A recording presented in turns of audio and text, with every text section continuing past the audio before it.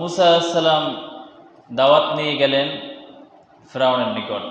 আল্লাহ বললেন, ইযহাব ইলা ফিরআউনা ইন্নাহু তাগা।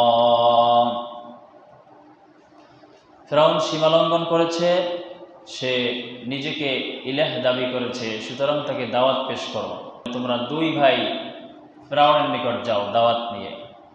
আগে বললেন ইযহাব, মানে তুমি যাও মুসা আলাইহিস সালামকে। এবার মুসা আলাইহিস সালাম যখন ভাইয়ের জন্য দোয়া করলেন, এবার দুইজনকে আল্লাহ বলছেন, বহু বচন, প্লুরাল। ইযহাবা ইলা ফিরআউনা ইন্নাহু তাগা। তোমরা দুজনে যাও, কার নিকটে? ফিরআউনের কাছে যাও। সে সীমালঙ্ঘন করেছে, বিদ্রোহ করেছে। কিন্তু এখানে দাওয়াত দেওয়ার যে একটা সিস্টেম, এই শিক্ষাটা আল্লাহ দিয়েছেন। যারা দাওয়াতি কাজ করে তাদের দাওয়াতের একটা সিস্টেম আল্লাহ এখানে শিখিয়েছেন। আল্লাহ সুবহানাহু ওয়া তাআলা নিজেও জানেন যে ফিরআউন আসলে ঈমান আনবে না, জানে কিনা। এরপরেও বললেন যে তার সাথে গিয়ে খুব ভালোভাবে কথা বলো, নরম ভাষায় কথা বলো।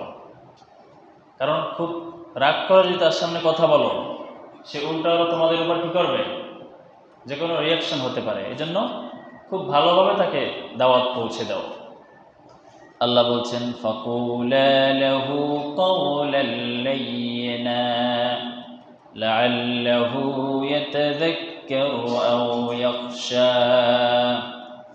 তার সাথে নম্রভাবে কথা বলো, যাতে করে সে উপদেশ গ্রহণ করে অথবা সে ভয় করে। যত খারাপ মানুষ রয়েছে, নাস্তিক রয়েছে, তাদের মনের মধ্যে কিন্তু একটা ভয় আছে। কারণ মৃত্যুর সময় সকলেই ঈমানদার হয়। যত নাস্তিক হোক, যত বড় কাফের হোক না কেন, সকলেই ঈমান আনে। যেমন ফিরআউন, সে নিজেও মৃত্যুর সময় ঈমান এনেছিল। এরপরে যখনই দাওয়াত দিলেন, ফিরআউন তাকে প্রশ্ন করলেন, মুসা আলাইহিস সালাম এবং হারুন আলাইহিস সালামকে। ক্বালা ফামান রাব্বুকুমা ইয়া মূসা। হে মূসা, ফিরআউন প্রশ্ন করছে তাদের দুই ভাইকে যে তোমাদের রব কে? কার দাওয়াত দিচ্ছ? আমি নিজেই তো রব। এজন্য সে নিজেকে নিজে কি করছে, অহংকার করে বলেছে যে আমি সবকিছু পরিচালনা করি। এই যে নীল দরিয়া আমার কথায় চলে, সবকিছু আমার, সে বলতে লাগলো। তো মুসা আলাইহিস সালাম তখন জবাব দিলেন, ক্বালা রাব্বুনাল্লাযী আ'তা কুল্লা শাইইন খালকাহু সুম্মা হাদা। আমার রব হচ্ছেন তিনি এমন একটি সুন্দর ব্যাখ্যা দিলেন, অনেক পরিচয় দেওয়া যায়। আপনি নিজেও পারবেন যে রব কাকে বলে। যিনি আমাকে সৃষ্টি করেছেন, খাবারের ব্যবস্থা করেছেন, আমাকে রিজিক দিয়েছেন, আমার জীবন দিয়েছেন, মরণ দিয়েছেন, সবকে। মুসা আলাইহিস সালাম এত কথা না বলে সংক্ষেপে তিনি একটি উত্তর দিলেন, যে কথার মধ্যে এই সমস্ত কথাগুলো চলে এসেছে। রব্বুনাল্লাযী আ'তা কুল্লা শাইইন খালকাহু।